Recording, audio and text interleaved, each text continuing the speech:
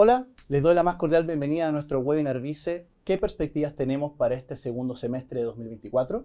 Soy Sebastián Sensacua, gerente de Economía y Estrategia aquí en Vice Inversiones y les doy la más cordial bienvenida en esta oportunidad. Nos acompañan por el lado de la administradora de fondos mutuos, nuestro equipo de inversiones, por el lado de la renta fija nacional, nuestro subgerente Marco Gallardo, por el lado de las acciones latinoamericanas, nuestra subgerente Mabel Weber, y por el lado de acciones internacionales, nuestro subgerente Rubén Catalán. Partamos en el fondo, como preámbulo, ¿no es cierto?, abriendo la conversación respecto de qué cosas planteamos a comienzos de año, de lo que estábamos esperando que se podría dar en este 2024, para ir viendo en el fondo qué cosas se fueron dando, qué otras cosas finalmente fueron sorprendiendo en ese sentido, por lo que aquí les doy la palabra también a nuestro equipo para ir abriendo la conversación respecto de esta situación. Y de este punto de partida quisiera partir primero contigo, Rubén, del punto de vista de lo que se estaba esperando a comienzos de este año por el lado del mercado accionario, ¿no? Las perspectivas que estábamos viendo en enero, ¿no es cierto?, del 2024, qué cosas en el fondo estábamos planteando en ese momento que finalmente sorprendió o no en base a lo que estábamos anticipando. Perfecto. Bueno, gracias Sebastián por la introducción y como bien tú dijiste, ¿cierto? Nosotros en el webinar que hicimos a inicio de año planteamos una estrategia general de estar largo, ¿cierto? Con posiciones activas en la renta variable global, ¿cierto? Tanto en renta variable internacional como acá en Chile. Y la verdad es que eso fue un muy buen call porque la WI en medio en dólares subió más o menos entre un 11 y un 12%, y a eso hay que sumarle más o menos un 7% extra por la subida del dólar, ¿cierto? Entre más o menos 880 a los 940 en que cerramos en junio, ¿ya? Acordémonos que en el contexto inicial del año nosotros habíamos pasado por un tercer trimestre de 2023 bien negativo en los mercados internacionales, una corrección fuerte, lo que dejó a las bolsas en un nivel atractivo, y el mercado estaba pensando en que íbamos a tener una desaceleración importante en el 2024 y que la Fed iba a tener que reaccionar a eso bajando probablemente hasta 6 veces.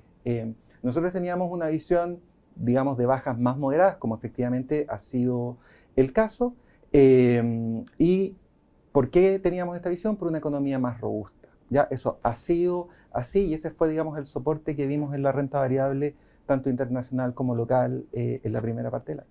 Y que en el fondo entregó buenas rentabilidades en nuestras estrategias de inversión, ¿no es cierto? Esta exposición mayor que teníamos respecto de la industria en renta variable, tanto internacional como local, como bien mencionaste. Y ahí en el fondo, aterrizando un poquito más a la renta variable nacional, ahí Mabel te quería preguntar un poco también el tema de que el IPSA también ha tenido una rentabilidad positiva en estos 6 meses que han pasado en el año, pero se ha dado cierta distinción, algunos sectores han podido sorprender. ¿Qué observaste tú en esta primera mitad del 2024? Como bien dijiste, el IPSA está rentando un dígito simple alto en lo que va del año, y esto muy de la mano de ciertos sectores que han sorprendido positivamente.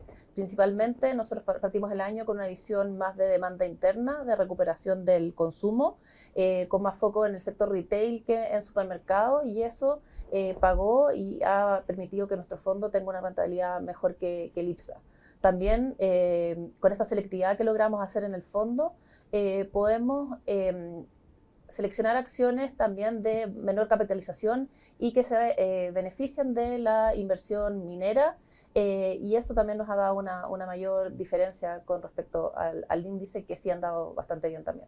Claro, ahí en el fondo también las estrategias de gestión activa son las que en el fondo premiaron también en ese sentido, y no solamente tener una visión positiva respecto de la clase de activos. Ahí claro, el tema hay de una analizar las selectividad compañías. donde hemos sobreponderado ciertos sectores y subponderado sectores como más exportadores de materias primas y el sector eléctrico principalmente.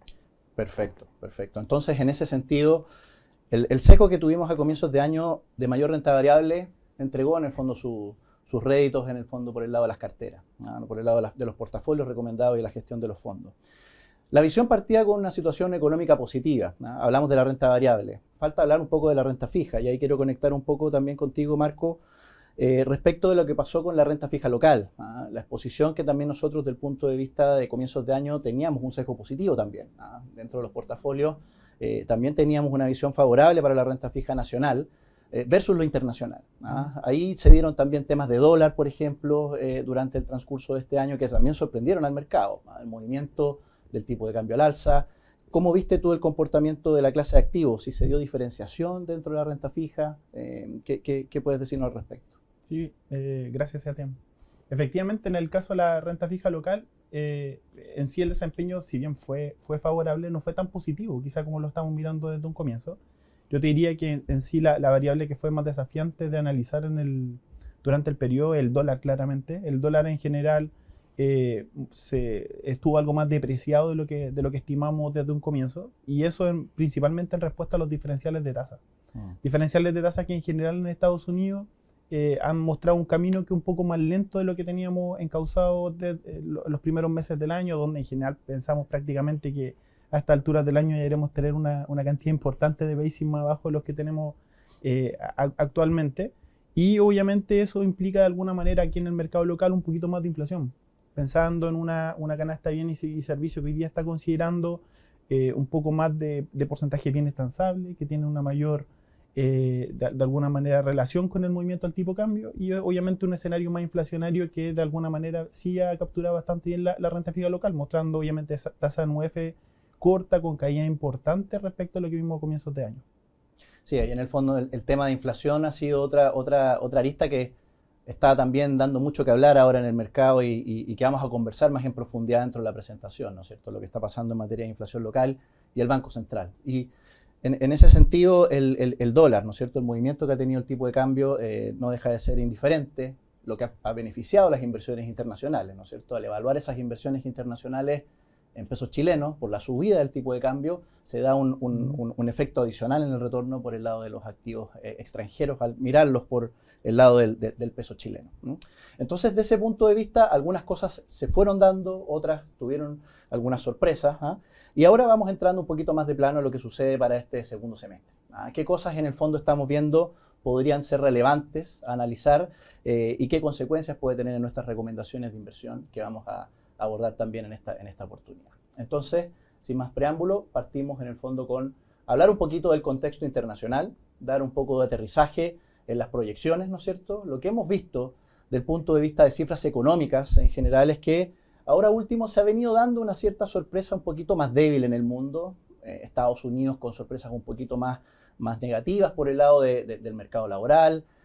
China también ahora, hace poco también con sorpresas por el lado de crecimiento. Pero lo que estamos observando igual para el 2024 como un todo sigue siendo un año en donde la economía global se está expandiendo y en general lo que estamos observando por el lado de economías es algo más sincronizado posiblemente, algo más favorable, el escenario más allá de Estados Unidos, que aún todavía las perspectivas apuntan a un crecimiento que puede estar sobre el 2%, lo que no es para nada despreciable para una economía como la norteamericana, que sigue todavía en general, si bien con matices en algunos indicadores de corto plazo, mostrando todavía una tendencia que es positiva.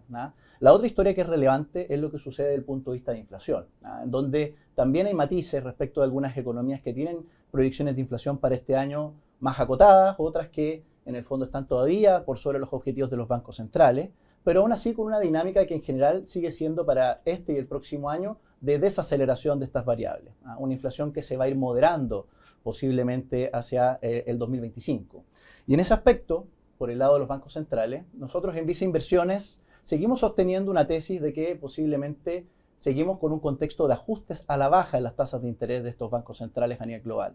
Europa, hace un par de meses atrás, ¿no es cierto?, en junio, fue anunciando un proceso de recortes que finalmente se materializó en la reunión del mes pasado y en general posiblemente podamos seguir observando bajas en las tasas de interés hacia los próximos trimestres. Estados Unidos ha ido aplazando esa posibilidad, dadas las sorpresas que ha mostrado en algunos indicadores por el lado de inflación, principalmente en la primera mitad de este año, pero lo que se espera es que finalmente se embarque en este proceso de recorte, que posiblemente comience en el último trimestre de este año. La región latinoamericana no se estaría quedando atrás tampoco. Vemos posiblemente reacciones a la baja en la tasa de política monetaria en México y Brasil.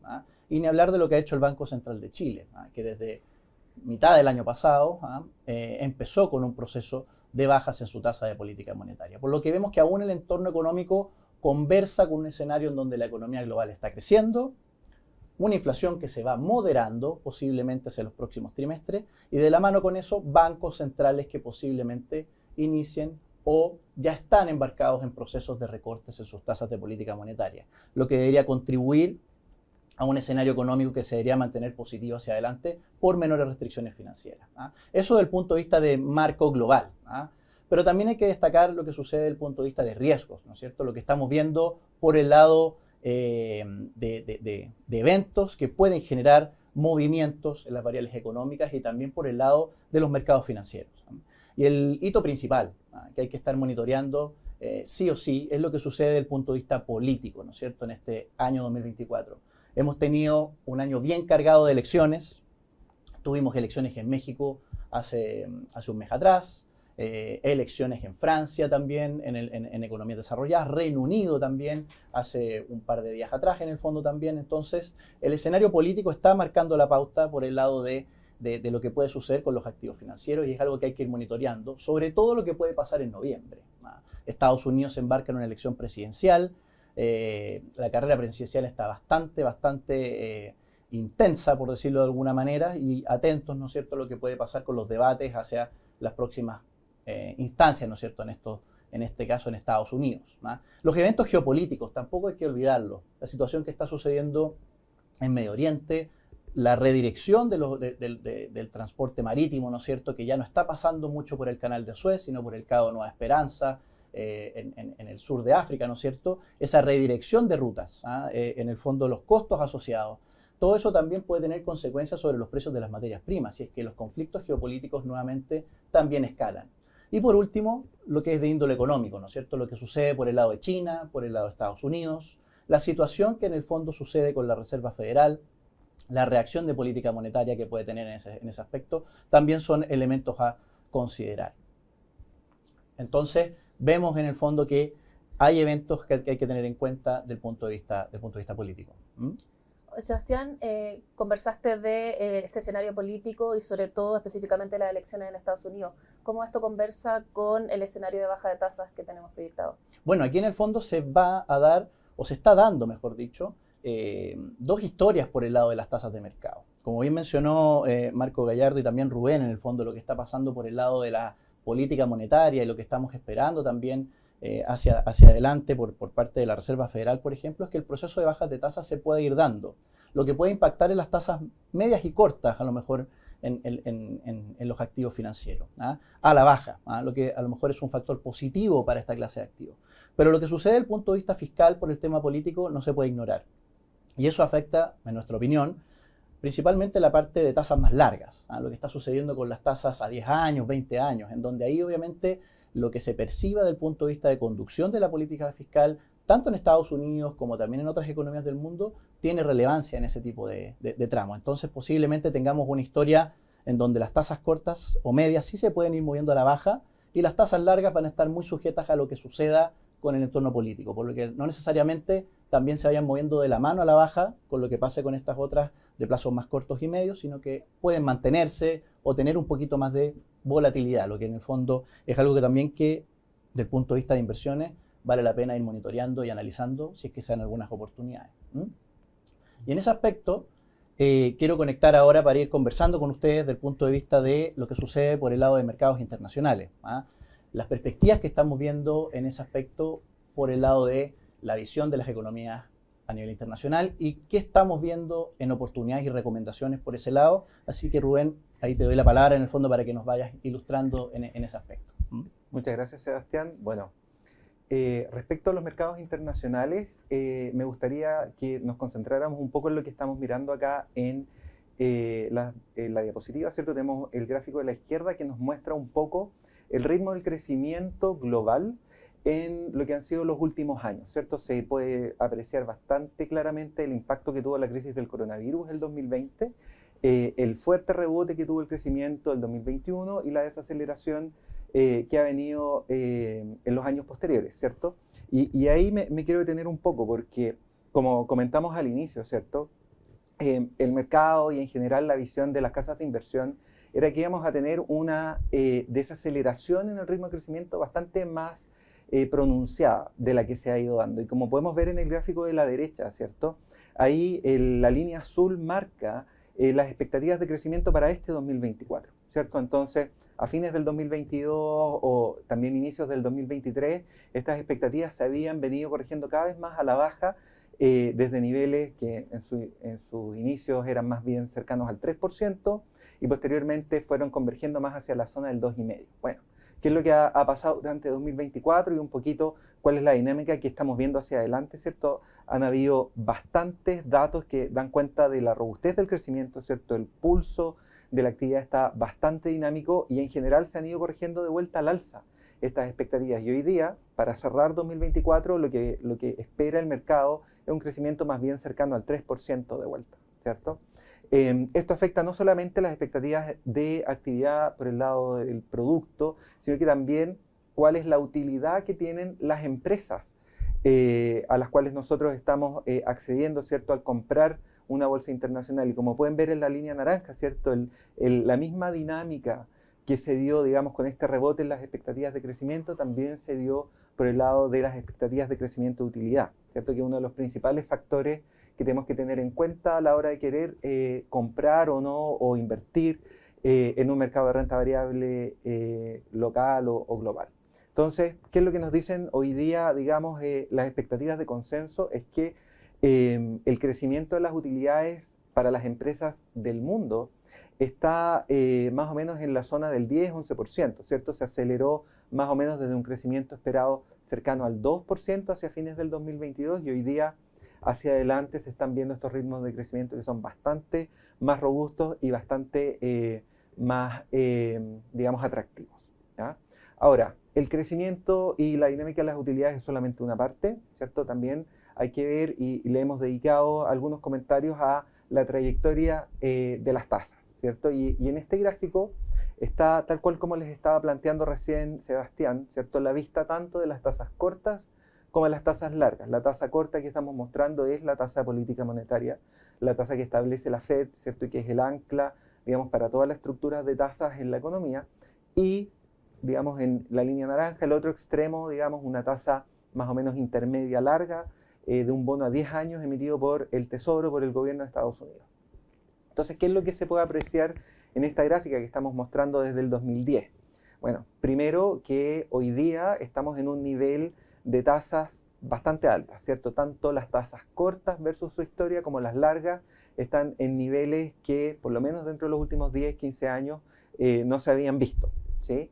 Y no solamente están altas, sino que además las tasas de mercado, ¿cierto? La línea naranja está con un nivel de volatilidad muy alto, ¿ya? La volatilidad nos afecta en la renta fija internacional, digamos, por la vía de las ganancias o pérdidas de capitales. En la medida que las tasas suban con fuerza, por lo general los instrumentos van a ver reflejada una pérdida, en la medida que las tasas caigan con fuerza, van a ver reflejada una ganancia, ¿ya? Entonces, ¿cuál es el escenario que nosotros estamos planteando desde estos puntos de partida altos? Si se fijan en la línea verde, o las líneas verdes, nosotros estábamos manejando por lo general dos direcciones para las tasas. Hoy día, tal como lo hemos ido planteando en el webinar, estamos viendo un escenario en que lo más probable es que las tasas bajen, ¿cierto? Estamos esperando reducciones en la tasa política monetaria en Estados Unidos. Pero un mes atrás o 2 meses atrás, como consecuencia de esta robustez en la dinámica de crecimiento y todas estas sorpresas positivas que se habían ido dando, tanto nosotros como el mercado estábamos evaluando, ¿cierto?, si se iba a dar este otro escenario, ¿cierto?, esta tasa, digamos, y esta línea verde más horizontal, lo que potencialmente podría haber tenido, digamos, efectos un poco contraproducentes en los mercados internacionales, porque en general el mercado no, digamos, no digiere muy bien estos ciclos de tasas tan altas porque son un freno en la actividad, ¿ya? Afortunadamente, después de que se han dado estos datos un poquito más suaves en el margen que mencionó al inicio Sebastián, ese escenario, digamos, de esa tasa que nos iba a estar, digamos, en un nivel alto y presionando los activos, se ha ido, digamos, despejando, ha ido bajando esa probabilidad y hoy día estamos bastante más convencidos de que lo que vamos a ver es este escenario bajista en tasas que es un escenario bastante más benigno para los mercados, ¿ya?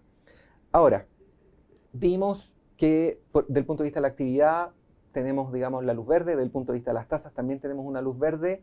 El tercer elemento que a nosotros nos gusta mirar y que pensamos que es bien relevante para la toma de posiciones, ¿cierto? Es qué tan caro o qué tan barato estoy accediendo yo a la compra, digamos, de acciones globales, ¿ya? Y para eso se ocupa un índice que es un ratio, ¿cierto? Que es precio sobre utilidad y que nos dice efectivamente si estamos comprando un poquito caro o comprando un poquito barato. ¿Cuánto me cuesta comprar $1 de utilidad de la bolsa que se trate? Entonces, en el gráfico acá estamos mostrando primero las distintas columnas corresponden a zonas, ¿cierto? La primera que indica ACWI, ACWI es el índice global de acciones, por lo tanto engloba un poquito la situación de todo el mundo, pero después hacemos una vista un poquito más depurada, ¿cierto? ¿Cuál es la situación en Estados Unidos, en Europa, mercados desarrollados en Asia, en Japón específicamente, después Asia, emergente y finalmente en América Latina?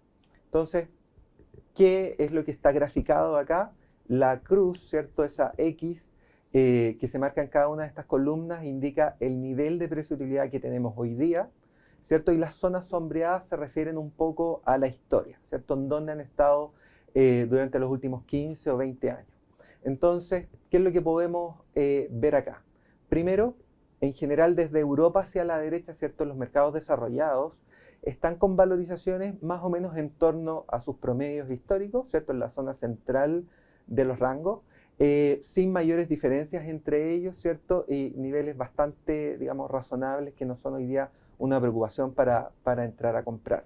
En particular Europa a nosotros nos parece interesante porque viene saliendo de un periodo de crecimiento muy bajo. Tuvimos países con recesión en Europa el año pasado. El Banco Central Europeo ya partió su ciclo de baja de política monetaria y aparte como zona es una zona bastante expuesta hacia el entorno de actividad global que está siendo bastante robusto, ¿ya? Entonces ahí vemos argumentos, digamos, más estructurales para estar invertidos hoy día y coyunturalmente, además, en lo reciente ha sufrido correcciones como consecuencia de estos desarrollos políticos, ¿cierto? Las elecciones del Parlamento Europeo, lo que sucedió en Francia, que además nos dan un punto de entrada, digamos, corregido que puede ser interesante también para estar posicionados de cara a este segundo semestre. Estados Unidos, por otro lado, ¿cierto? Si vamos a la segunda columna, estamos hoy día con niveles de precio-utilidad bastante más altos.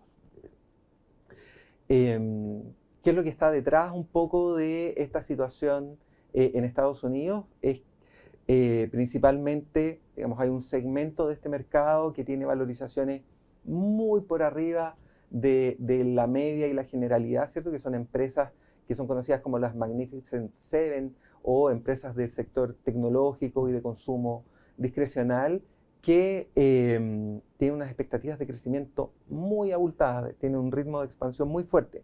Por lo tanto, el mercado está pagando un premio hoy día por esos $, de utilidad. A nosotros nos parece que sacando ese efecto, digamos, de esas empresas en Estados Unidos, también tenemos niveles de valorización que son razonables y también lo incorporamos dentro de un portafolio, digamos, diversificado, pero estamos haciendo el foco un poquito más en Europa, ¿sí? Y finalmente yo creo, Mabel, tú que tienes más expertise por el lado LATAM, quizás también vale la pena hacer un doble clic en qué es lo que está pasando en LATAM, porque como vemos es de las zonas que tienen un nivel de valorización más, digamos, más bajo. Muchas gracias, Rubén. Dar un poquito de contexto acá, en LATAM vemos valorizaciones bastante atractivas. Esto de la mano de una caída importante en las bolsas, principalmente la bolsa de Brasil, es una de las más rezagadas a nivel year to day o último año, tanto en moneda local como en dólar, dado la depreciación que hemos visto también de las monedas. ¿Cuál es el contexto? Hemos visto temas políticos en Latinoamérica, también la FED, el retraso de la baja de tasas ha pegado en la región. Y en términos políticos vimos una elección de México que si bien salió como esperábamos, sí una cuasi mayoría en el Senado del partido Morena preocupó al mercado. Esto ya se ha ido recuperando y estamos viendo cómo se va a ir desarrollando la nueva presidenta electa, pero con los nombramientos ha dejado un poco más tranquilo al mercado. Y por el lado de Brasil la preocupación ha sido más de la parte fiscal. Pero en las últimas semanas el presidente Lula se ha mostrado más abierto al recorte de gasto y esto ha impulsado nuevamente el mercado. Como decíamos, estamos con valorizaciones muy por debajo de lo que vemos en las otras bolsas. Y creemos que en términos macro, como presentó Rubén a nivel mundial, en Latinoamérica hemos visto datos de inflación controlada y de crecimiento doméstico un poco más acelerado, principalmente en Brasil. Y en términos de valorizaciones, como decíamos, estamos bastante más bajos y ya iniciamos el recorte de tasas. Y esperamos también un crecimiento de utilidades bastante importante, principalmente en la Bolsa de Brasil y Chile, que impulsarían a tener quizás una oportunidad y, por qué no, llegada de flujos a la región. Perfecto, Mabel. En el fondo el punto es súper interesante porque a veces uno solamente mirando las valorizaciones toma decisiones de inversión y al parecer no es el argumento suficiente, como que tiene que haber un contexto, ¿no es cierto?, que justifique también esa decisión de portafolio. Siempre es importante mirar las valorizaciones, lo que nos dicen en el fondo respecto de la historia, pero también vincularlo a un relato. Y ahí, al parecer, los relatos por el lado latinoamericano se están viendo positivos para justificar a lo mejor un alza en las valorizaciones hacia adelante, mientras que por el lado de Estados Unidos esa dinámica virtuosa de la inteligencia artificial, lo que sucede por el lado de las compañías también a nivel macro, permite también sostener esas valorizaciones más altas. Como que eso en el fondo es importante también dimensionar y contextualizar. Y ahí por el lado de renta variable está bien claro las preferencias, ¿no es cierto? Y ahí, Rubén, te quiero llevar un poquito ahora a renta fija internacional. Ahí, ¿qué estamos mirando? ¿Cuáles son nuestras perspectivas? Perfecto.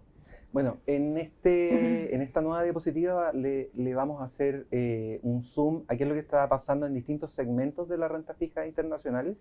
Cada una de estas barritas nos está mostrando el nivel de tasas que hoy día encontramos al ir a cada uno de estos mercados, ¿cierto? Entonces, si miramos abajo en el nombre de cada una de estas categorías, ¿cierto? IG se refiere a Investment Grade, HY se refiere a High Yield, ¿cierto? Bonos que tienen un poquito de riesgo de crédito un poquito más alto, ¿cierto? Pero que por lo mismo entregan un nivel de tasas más alto. Y además indicamos la zona en la que se trata. Entonces, por ejemplo, partimos en la izquierda con la primera columna en 3,8%. Esa es la tasa que encontramos en bonos de Europa, Investment Grade. Después Estados Unidos, Investment Grade 5,5 y así sucesivamente hacia arriba, ¿ya? Nosotros estamos destacando en azul principalmente las tasas de bonos latinoamericanos, ¿cierto? Tanto Investment Grade, ¿cierto? Al centro una mezcla en un portafolio en que toma tanto posiciones Investment Grade como High Yield, y la última columna es High Yield, ¿ya? ¿Y por qué destacamos a América Latina? Primero porque cuando comparamos, ¿cierto? Ecualizando el nivel de riesgo al que nos estamos enfrentando, por ejemplo, Investment Grade versus Estados Unidos versus Europa, vamos a ver que hay un pick-up de tasa, hay un delta adicional que uno puede obtener en el retorno invirtiendo en esta zona. Incluso para algunos segmentos, por ejemplo, como nos pasa con el High Yield, si nosotros comparamos la estructura que tienen las empresas que componen, digamos, a este índice High Yield latinoamericano, vamos a encontrar que tienen ratios que son bastante más robustos que los del High Yield en Estados Unidos, por ejemplo. Son empresas que tienen un nivel de cobertura de intereses más alto, que tienen un balance más sólido, una posición de capital más fuerte, un nivel de endeudamiento más bajo. Entonces, tenemos, digamos, esa combinación positiva de tanto mayor retorno esperado, ¿cierto?, por el lado de la tasa a la que están devengando estos papeles, como de una estructura, digamos, de riesgo también favorable. Perfecto, y ahí en el fondo esa es una parte de la composición de la rentabilidad, ¿no es cierto? Lo que sucede con las tasas de interés y ir en el fondo a instrumentos que tienen una capacidad de pago que es razonable y que podemos en el fondo ver que eso se puede materializar en los portafolios con un buen retorno. El factor de mercado de las tasas, ¿no es cierto? Que si vemos que hay bajas de tasas por parte de los bancos centrales, ¿cómo eso se captura por el lado de este tipo de inversiones? Ahí, si nos puedes dar un poquito de luces respecto de eso. Perfecto, ningún problema. Como hablamos antes y vimos de hecho en el gráfico un par de diapositivas más atrás, ¿cierto? Las tasas cortas y las largas tienen movimientos que no necesariamente son iguales en magnitud, pero por lo general van en las mismas direcciones, ¿cierto? Entonces, lo que estamos esperando para la parte más corta de la curva es que hayan efectivamente bajas de tasa, ¿ya? ¿Eso qué es lo que va a hacer? Por un lado, todos aquellos índices o inversiones que estén posicionadas más en la parte corta de la curva van a tener un ritmo de devengo que es un poquito más bajo, ¿cierto? No nos olvidemos que estamos partiendo de un nivel de tasas que es bien alto, por ende ese deterioro en el retorno debería afectar, pero va a afectar desde un punto, digamos, inicial bastante alto. Ahora, en la medida que vamos avanzando en el espectro, digamos, de plazos, ¿cierto? Adentrándonos en la curva, vamos a empezar a encontrar la combinación de un segundo efecto, que es el de las ganancias de capital, ¿ya? Como mencionamos en algún minuto, en la medida que las tasas caen, los bonos se revalorizan, ¿cierto? Y hay un efecto positivo por el lado, digamos, de las ganancias de capital. Así que nosotros pensamos que eso también va a ser un viento a favor de la renta fija internacional durante los próximos trimestres y esta segunda mitad del año. Perfecto, entonces también está ese elemento por el lado de los portafolios. Y a nivel de recomendaciones, ¿qué está recomendando Visa Inversiones en la parte internacional? Ahí sí podemos ver un poco qué productos podemos reflejar esta visión positiva. Perfecto. Para cerrar en el fondo la revisión de los activos internacionales, partamos por la renta variable, ¿cierto? En el mundo de renta variable internacional estamos mostrando acá dos fondos. El Fondo Mutuo Vice Acciones Mundo Sustentable, que es un fondo que va principalmente enfocado a estar invertido en el mundo desarrollado. Como pueden ver, tiene una exposición bastante potente en Norteamérica, en Europa desarrollada y ya posiciones un poquito más acotadas en el mundo de Asia desarrollada, Asia emergente y otros países. Es un fondo que en lo que va, digamos, del año y en los últimos 12 meses ha tenido un retorno súper potente, ¿cierto? En torno al 33% en 12 meses, y como estábamos conversando anteriormente, tenemos también una expectativa positiva dado todo este entorno macroeconómico de crecimiento robusto y de baja de tasa, ¿cierto? Por el lado de LATAM, bueno, voy a dejar acá a Mabel, pero mencionar que ha tenido una corrección súper relevante, entonces es un punto de entrada interesante. Sí, como menciona Rubén, ahí en la línea azul de mano derecha podemos ver que en el año hemos visto una caída importante del fondo. Sin embargo, ya podemos ver en el último mes que había una recuperación con los factores que yo explicaba anteriormente. ¿Cómo se posiciona este fondo? Hablamos mucho de Brasil porque el fondo es un 60% de Brasil, y también tenemos una exposición importante a México y a Chile, donde tenemos una expertise principalmente. Bien. En el mundo de la renta fija internacional les voy a mostrar dos fondos, ¿cierto? Tenemos el fondo Renta Global Ahorro Dólar y el fondo Renta Global. La principal diferencia entre estos fondos es la sensibilidad que tienen del punto de vista de cómo les afectan los movimientos de tasa. Entonces, en el caso del Renta Global Ahorro, como podemos ver en la evolución, tiene una evolución bastante menos volátil, retornos positivos de todas maneras, 6% en 12 meses, pero en el caso del Renta Global, es un fondo que va hacia esa zona de la curva que estábamos hablando más hacia la parte de adelante, por ende debería reflejar acá el grueso de las ganancias de capital, y además tiene una composición en donde estamos enfocando, digamos, de forma bastante diversificada su exposición, ¿ya? Así que estos dos son los caballitos de batalla, digamos, uno un poquito más conservador dentro del mundo de la renta fija internacional y el otro que apuesta con un poco más de intensidad por esa ganancia de capital. Perfecto. Igual viene hablando de alternativas que son bien diversificadas. O sea, en el fondo ahí también tener ese contexto de portafolio ayuda también a ser eficiente a la manera de cómo uno llega también a las inversiones y tratar de tener portafolios que sean consistentes en el tiempo. Excelente, excelente, Rubén. Pasando un poco a la siguiente lámina y ahora aterrizando un poquito más a Chile. En el fondo darles un poco de opinión respecto a lo que estamos observando desde el punto de vista del escenario económico local. Rápidamente pasando a dar un vistazo respecto de esta economía que planteamos a comienzos, ¿no es cierto?, de este webinar, que va de menos a más, ¿no es cierto? La tesis un poquito de este 2024 es de una economía que se va recuperando respecto del estancamiento que observamos en el 2023. Pero esta recuperación está siendo con matices. Algunos sectores o algunos componentes de la economía sí están mostrando señales a lo mejor de una recuperación más evidente. Otros todavía están con una sensación de cautela o un poquito menos intenso en ese proceso de reaceleración. Y ahí en el fondo estamos viendo por el lado del consumo, sí a lo mejor factores que nos permiten sostener una convergencia o una normalización de estas tasas de consumo a lo mejor más acordes con la tendencia de largo plazo, con crecimientos a lo mejor que sí se podrían empezar a observar con mayor notoriedad hacia el último trimestre de este año, dado un contexto de realidad salarial, de mercado laboral que, si bien está con matices también, fragilidades en la composición de empleo, etcétera, de todos modos igual está permitiendo posiblemente una recuperación del consumo respecto del año pasado. Y ni hablar también de estas menores restricciones financieras por bajas en las tasas de interés, en las colocaciones de consumo, en ese ámbito por el lado de lo que ha podido hacer el Banco Central con el proceso de recortes en su tasa de política monetaria. Pero ¿qué sucede con la inversión? El financiamiento, ¿no es cierto?, de nuevos proyectos. Las colocaciones comerciales todavía están bastante planas, si se comparan con igual periodo del año pasado, por lo menos año a la fecha.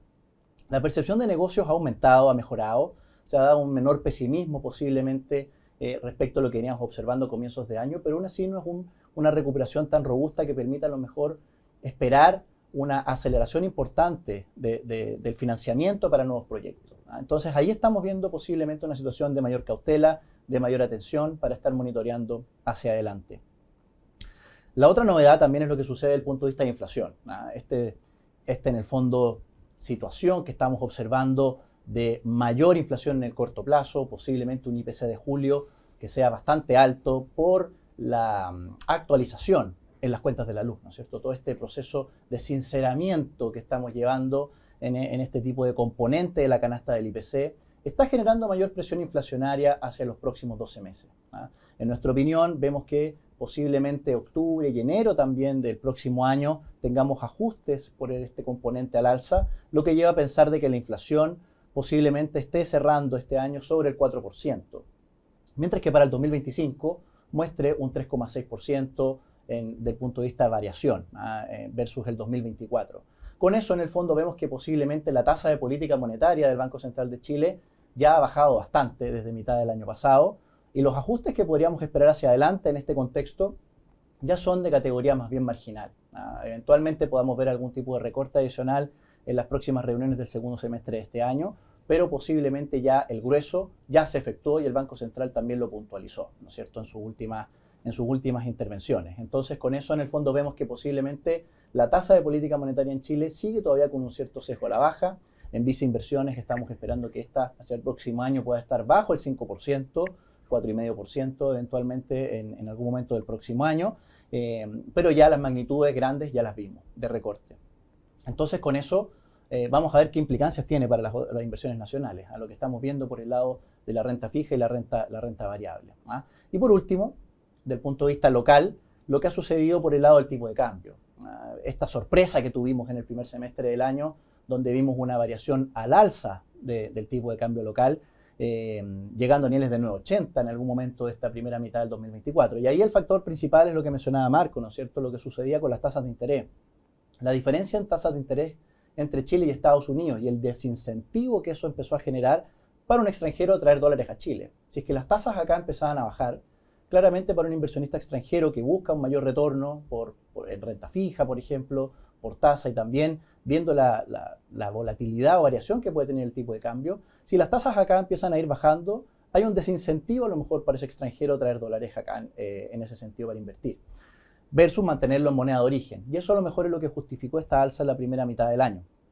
Vemos posiblemente que esto puede ir aflojando hacia el segundo semestre, fines de 2024, sí, pensando que la Reserva Federal se debería empezar a mover con sus bajas de tasas también, y al 2025. Pero mirando más allá de este corto plazo, lo que estamos viendo en el fondo para los próximos meses, ¿qué niveles de tipo de cambio podrían ser consistentes con una economía ya que vuelve a crecer a su nivel de tendencia? Los diferenciales de inflación también entre Chile y Estados Unidos se normalizan. Posiblemente el nuevo normal para la economía chilena sigue siendo un tipo de cambio que pueda estar todavía sobre los 800 pesos desde el punto de vista a lo mejor estructural. Eventualmente, por mayor crecimiento que a lo mejor podríamos tener en algún momento hacia adelante, veamos presiones a la baja más fuertes sobre el tipo de cambio. Pero hay que tener en cuenta que el ancla posiblemente para la moneda, si se normalizan estas situaciones, ¿no es cierto?, es en torno a los 8,60, 8,70, y a lo mejor pensar en una situación en que sea más difícil o complejo ver un tipo de cambio que pueda ir bajando de los 800, obviamente pendiente de lo que suceda en componentes estructurales, si la economía local empieza a crecer mucho más, o si hay mayores certezas para el clima de inversión, etc. Entonces eso es un poco para ir aterrizando algunos números y algunos conceptos por el lado nacional, y ahí quiero conectar ahora con Marco, en el fondo, que nos puede dar un poquito opinión de esta clase de activos, lo que estamos viendo por el lado de la renta fija nacional. El tema inflacionario está siendo bastante relevante ahora. Está dando vuelta en el mercado esa situación. ¿Cómo lo estamos percibiendo nosotros y qué oportunidades estamos viendo en ese sentido? Perfecto. Efectivamente, comienzo la exposición indicando que a pesar de los movimientos que hemos visto, de hecho, por parte del Banco Central a la fecha, que no han sido menores, y lo veíamos en la slide precedente, el espacio en general de caída de tasa aún sigue siendo considerable, y comenzando primero por los niveles actuales que tiene la tasa de interés y que capturan en parte lo que indica recién Sebastián. Son niveles de tasa que en general son súper atractivos contrastados con niveles, con activos en general que tienen un nivel de riesgo bastante más acotado, pero también son atractivos incluso contrastándolos con instrumentos que tienen de alguna manera nivel de riesgo algo mayor. Entonces aquí podemos ver, por ejemplo, bonos NUF que en general negocian con niveles de tasa sobre el 3%, bonos corporativos, bonos bancarios, que en general la región, en general nuestro país, goza de buenos números, buenos fundamentos. En general son niveles de riesgo que en general aquí un rating AA que habla de compañías que son grandes, con buenos números. Retornos que en general no son habituales, y obviamente son resultado del ciclo en el cual hoy día nos encontramos tanto en términos económicos como también en términos monetarios. Y también por el lado nominal, en general tasas del orden del 6%, oscilando en torno al 6,5%, son altos, atractivos, contrastando incluso con el nivel que tiene hoy día la TPM, con el nivel que ofrecen otras alternativas más moderadas. Son un punto de entrada súper interesante en general cuando uno de alguna manera quiere invertir en el mercado de renta fija, cuando de alguna manera quiere aminorar o acotar un poco el impacto que pueda tener el costo oportunidad de estar o no, obviamente, en el mercado de capitales.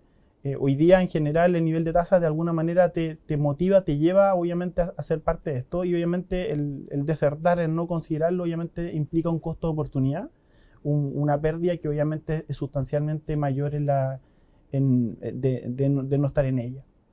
Ese nivel de retorno que podíamos haber visto en las tasas que les mostraba previamente, se puede incluso incrementar en la medida que veamos caídas en las tasas de interés. En la anterior mostraba de alguna manera la ganancia que uno obtiene propiamente del devengo, que el concepto que utilizamos mucho en renta fija, de estar en general en la clase activo, pero en general esto se puede potenciar, se puede acentuar aún más en la medida que esa trayectoria de la tasa de interés siga siendo a la baja, como ha sido hasta ahora.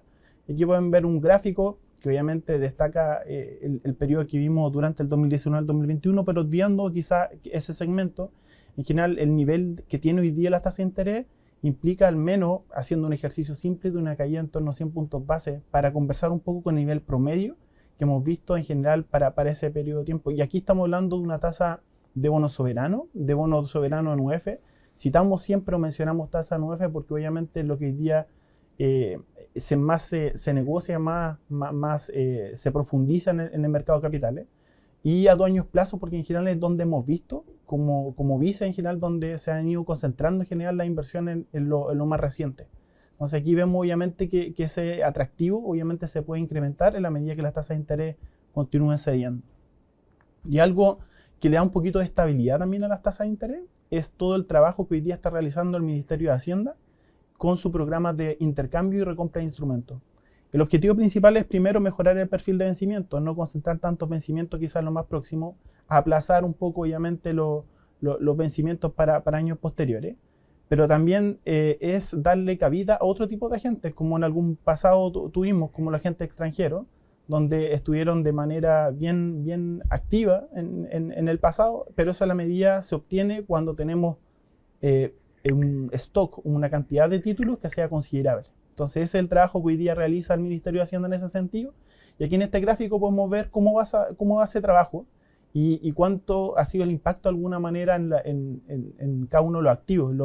Las barras en azul muestran de alguna manera cuánto queda del stock, cuánto queda del total que había desde un comienzo. Del 100%, por ejemplo, los dos primeros, que son los bonos en pesos, quedan poco menos del 50% de los títulos. O sea, se ve de alguna manera que ha sido exitoso.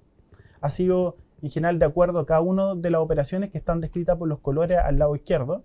en algunos casos muy positivas. Por ejemplo, destacan mucho el año 26, que en la operación en la cuarta operación compró prácticamente el 36% del stock que tenía disponible.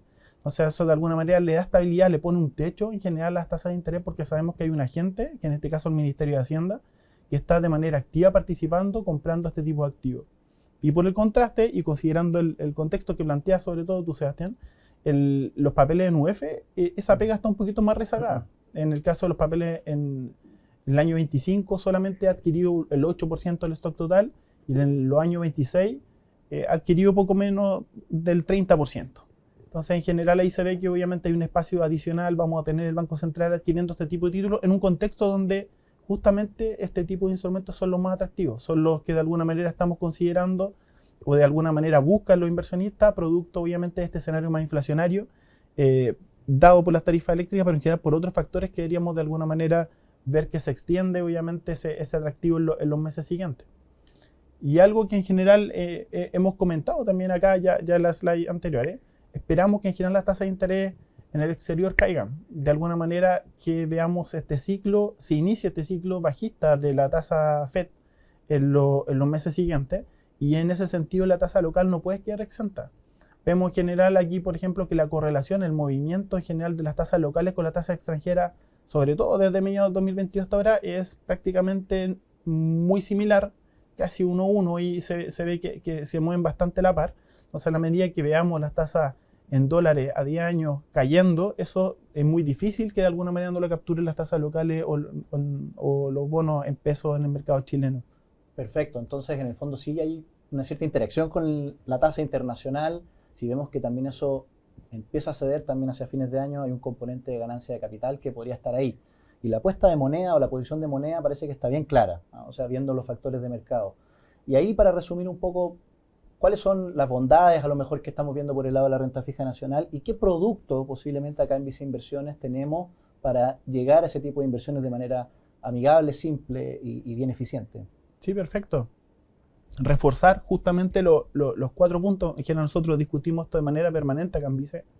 Tenemos un proceso en que en general valida, y en general acá les propongo los 4 puntos que en general nos parecen más relevantes, que hoy día están más a considerar al minuto de ser parte de esta clase de activos. Primero, obviamente, el potencial de ganancias de capital que podamos tener producto de la caída de tasas en el mercado local, pensando en su historia, pero también, como les mencionaba, respecto a las tasas extranjeras. El atractivo de niveles de tasa que tenemos hoy día, y sobre todo en un contexto donde vamos a tener más inflación, donde de alguna manera vamos a ver presionado obviamente los precios producto de las tarifas eléctricas, como planteabas previamente, Sebastián. Y en ese sentido, obviamente, las tasas UF son un excelente vehículo para hacer esa parte. Y obviamente en un contexto donde al menos el segmento más corto de la curva debería estar relativamente estable con este programa que ha iniciado Hacienda hace poquito más de un mes. Obviamente el vehículo ahí, lo más deseable es buscar algo, y en general lo que vamos a proponer acá, que sea lo más diversificado posible, que es un principio básico que en general hoy día consideramos en finanzas, de alguna manera no poner todas las fichas en un solo instrumento, que provea de liquidez, porque obviamente no estamos exentos de necesidad en adelante, y que obviamente delegar esto en gente que esté especializada, que de alguna manera esté monitoreando de manera permanente en el mercado, y que obviamente sepa reaccionar en caso de tener shocks que sean adversos. Aquí, por ejemplo, nuestra recomendación hoy día en términos de producto es para aquellas personas, aquellos inversionistas, aquellas empresas que estén considerando tengan necesidades menores a un año, que en general tengan necesidades más próximas de liquidez dentro de ese periodo de tiempo, invertir en el fondo mutuo Visa Renta a corto plazo. Es un vehículo que en general ha tenido excelente aceptación, es de los que hoy día en general ha tenido mayores aportes dentro de todo lo que hoy día ofrecemos en renta fija local. Es algo que no ha cambiado, incluso se extiende a nivel de industria, y de alguna manera también en el contraste, aquellos que tienen necesidades quizás en plazos mayores a un año, que de alguna manera buscan invertir, ser partícipe, pero no tienen necesidad inmediata, o invertir de acuerdo a su perfil de riesgo, y en ese sentido tenemos 2 vehículos que son parte de ese perfil de riesgo, que por un lado son el Renta UF. El Renta UF es un fondo mutuo que en general invierte en una duración entre 1 y 3 años, el segmento de la curva que hoy día como equipo de inversión consideramos que es el más atractivo y lo mejor, que tiene un porcentaje mayor en UF. tanto como renta a largo plazo, que tiene un poquito más de duración, que también consideramos en proporciones quizá algo más acotada al renta UF, pero la gracia en ambos casos que tiene un porcentaje no menor obviamente en términos de UF y que obviamente protege frente a pérdidas de valor producto del incremento de los precios que podemos ver en el mercado local. Perfecto, o sea, también hay un factor también de protegerse de los riesgos de pérdida de poder adquisitivo. Y ahí renta UF, renta a largo plazo, para decisiones de construcción de patrimonio, ayuda bastante en ese aspecto por la incertidumbre que tiene la inflación en ese ámbito. Pasemos ahora también a renta variable nacional. Ahí, Mabel, en el fondo, ya hablamos un poquito de lo que ha pasado en el año, pero veamos un poco más allá de lo que estamos viendo a nivel de sectores. ¿Qué percepción tienes tú de los ganadores que podríamos tener en esta segunda mitad del año en base a estas tesis que estamos manejando por el lado local? Muchas gracias, Sebastián. Como bien comentaste, hablamos mucho a nivel macro, que la inflación, a pesar de que está un poco más alta, ya está controlada, la TPM va a la baja y hemos visto un crecimiento en la economía también para este año un poco mayor a lo que iniciamos el año. Pero hay un punto importante que afecta a la bolsa y que tenemos que tocar, que es el entorno político. Creemos que este punto ya, después de muchos años de afectar a la bolsa y mostrar un castigo a esta por temas políticos, creemos que hay dos puntos que podemos mostrar que señalan que ya estamos llegando a niveles donde, si bien todavía es un riesgo latente, este ya estaría influenciando de manera menor a la bolsa. En el gráfico a la izquierda podemos ver el índice de incertidumbre política económica, que está ido en bajada desde el 2022 y que hoy día se ubica a niveles levemente por sobre antes del estallido social. Sin embargo, creemos que todo ese ruido que tuvimos político en los últimos años con la Constitución ya ha ido bajando y que mostraría que la bolsa podría reaccionar ya a temas más fundamentales y no solo tema político. Y otro punto que queremos destacar es que creemos que el IPSA se adelanta a los cambios de ciclo político. Estamos en un periodo donde a finales de año vamos a tener elecciones municipales, donde podrían señalar quizás un cambio de ciclo político en las elecciones próximas presidenciales, pero creemos que el IPSA se adelanta entre 12 a 24 meses a los cambios políticos. Acá en el gráfico marcamos los periodos de cada gobierno con distintos colores y podemos ver que tanto los periodos de Bachelet previo a Piñera se adelanta entre 24 a 12 meses, entre 40 a 35% de alza ha tenido en el pasado. Vemos que en el último periodo presidencial ya iniciamos un ciclo de alza, pero este podría todavía seguir de la mano de que todavía falta harto para el tema presidencial. Pero entonces creemos que este tema ya está más controlado y no impactaría negativamente en la bolsa. Otro punto que señalamos es que la economía está creciendo. Rubén señaló que el mundo está creciendo a niveles de 10% y acá en Chile también estamos creciendo. Esperamos que la utilidad sea un 16% para el año 2024 y de 1% en el 2025. Esto se ve poco, pero esto es solo sin incluir Soki. Cuando sacamos papeles como Vapores, Quiñenco y Soki, que tienen temas muy particulares, creemos que la gran mayoría de la bolsa está creciendo a un 19% este año y un 8% el próximo año. Y como me señalaban los sectores, hay sectores que en el 2025 van a crecer mucho, como son materias primas, pero porque este año están bastante golpeadas, como Soki por un precio del litio, pero esperemos que reboten. Pero queremos destacar principalmente el sector retail, bebidas, que están con utilidades creciendo de manera importante este año de recuperación, pero que este ciclo debería continuar el próximo año. Y que esto no es solo crecimiento a nivel global, sino que las utilidades que recibimos de esas empresas también están creciendo por crecimiento en ventas y también por un ajuste en los costos.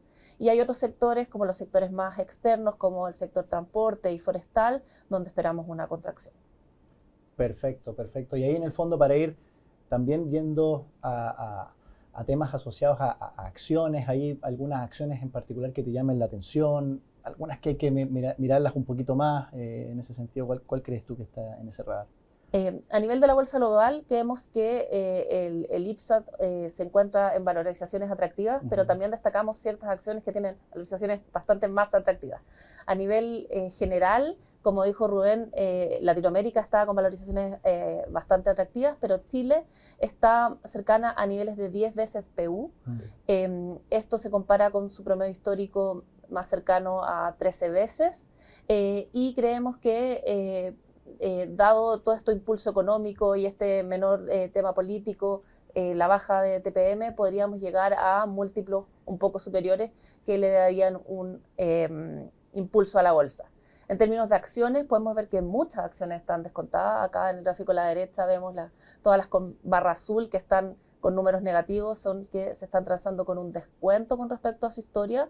Estamos ya viendo valorizaciones del próximo año para captar el crecimiento de este y del próximo en utilidades.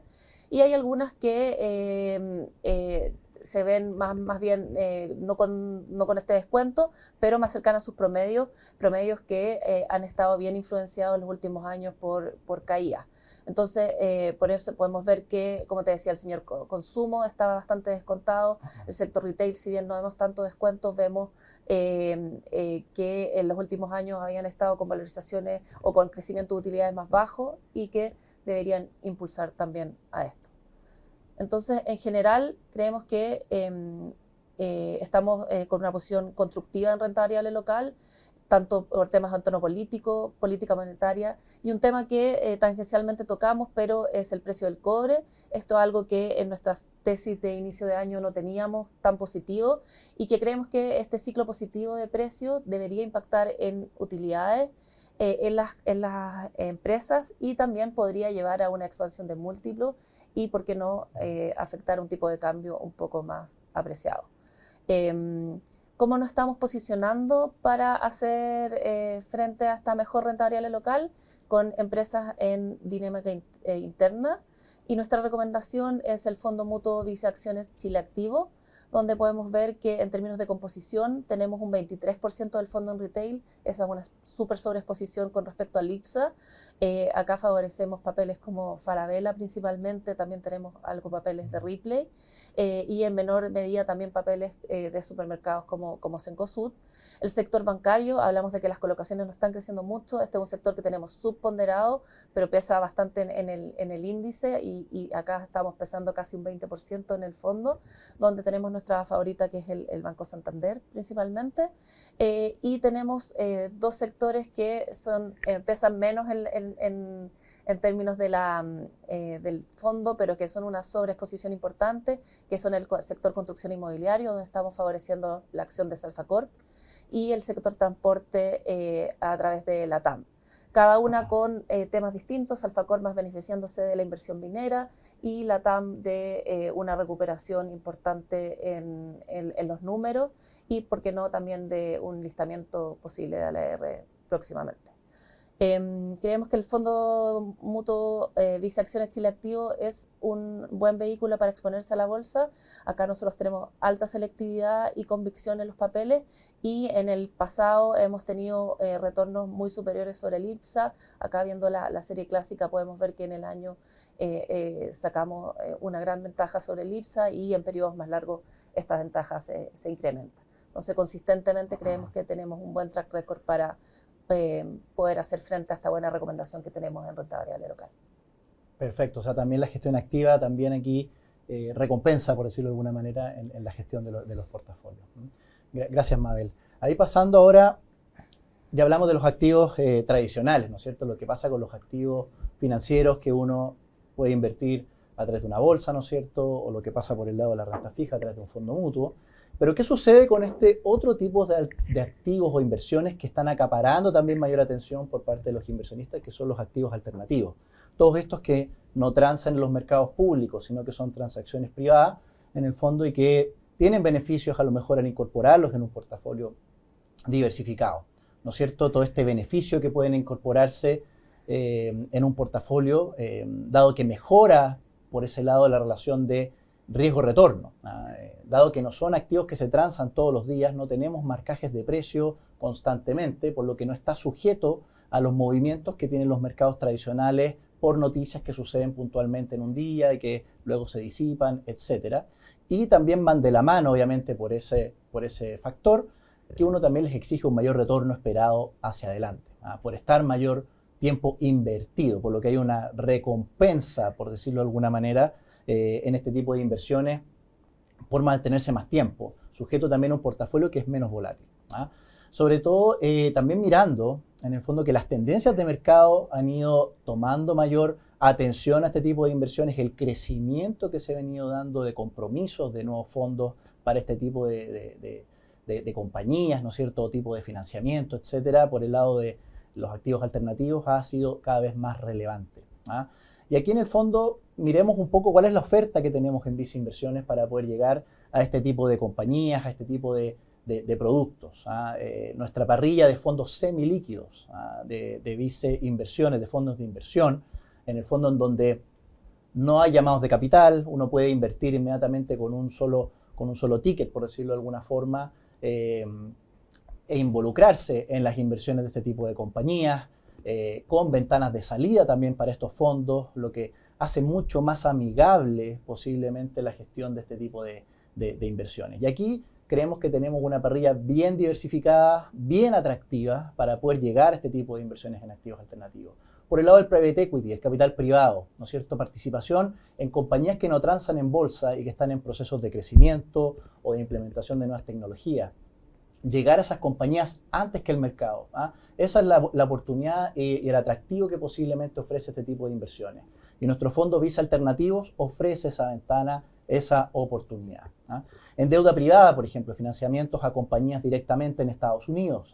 Compañías de segmento mediano, que por ejemplo para una economía norteamericana son compañías en el fondo no las más grandes, pero si comparamos esas compañías, por ejemplo, con el mercado chileno, son compañías bien relevantes. Entonces uno también está entregando financiamiento a ese tipo de compañías, por ejemplo, para financiar proyectos de capital de trabajo, otro tipo de iniciativas en el fondo. Vemos por ese lado la deuda privada también como una clase de activo que se ve bien noble también, sobre todo por el nivel de recupero que también tiene este tipo de inversiones, deudas con colateral, con activo físico, por ejemplo, etcétera.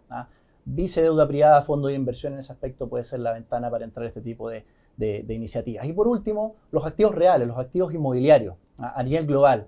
Vamos a invertir en los activos que están en las principales ciudades del mundo, edificios en barrios consolidados, con buena estructura de financiamiento, baja vacancia.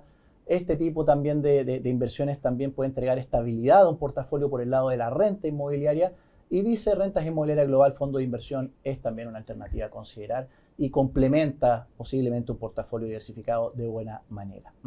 Entonces eso también desde el punto de vista de los activos alternativos.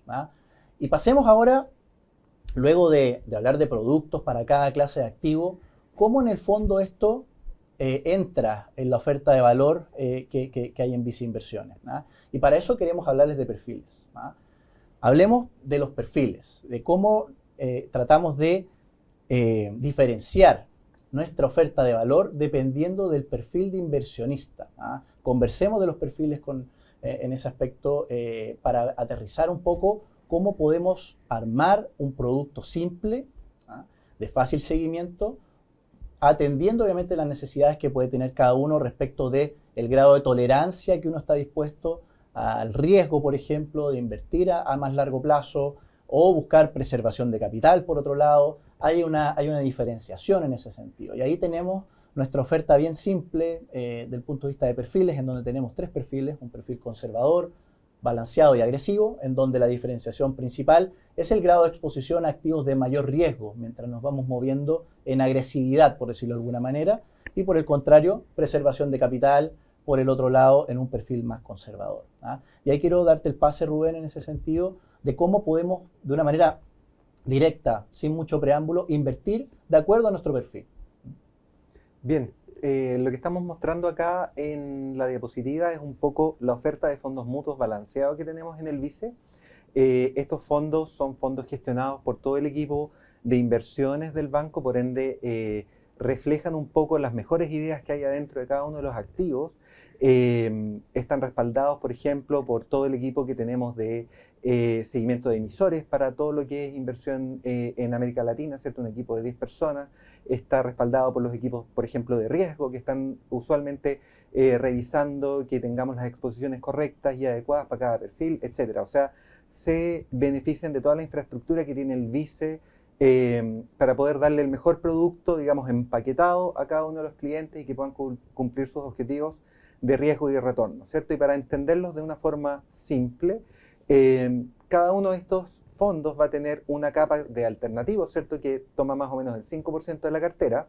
Después, desde el conservador hacia el agresivo, vamos a ir tomando progresivamente cada vez más renta variable, ¿cierto? Que es la forma de tener mejor retorno, pero también tener que soportar mayor riesgo, ¿cierto? Y partimos con 10% por el lado del fondo más conservador y pasamos a 50% en el balanceado y 75% en el agresivo. Y el saldo, ¿cierto? En cada uno de estos fondos lo va a llevar, digamos, la renta fija, ¿cierto? Tanto local como extranjera.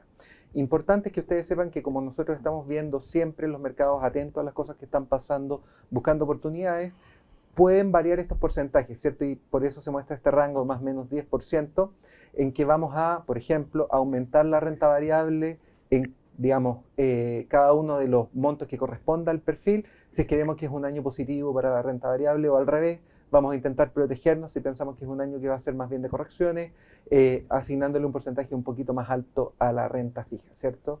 Estos son fondos completamente gestionados, ustedes solamente invierten una vez y nosotros nos encargamos, digamos, de toda la gestión de forma completamente automática e independiente.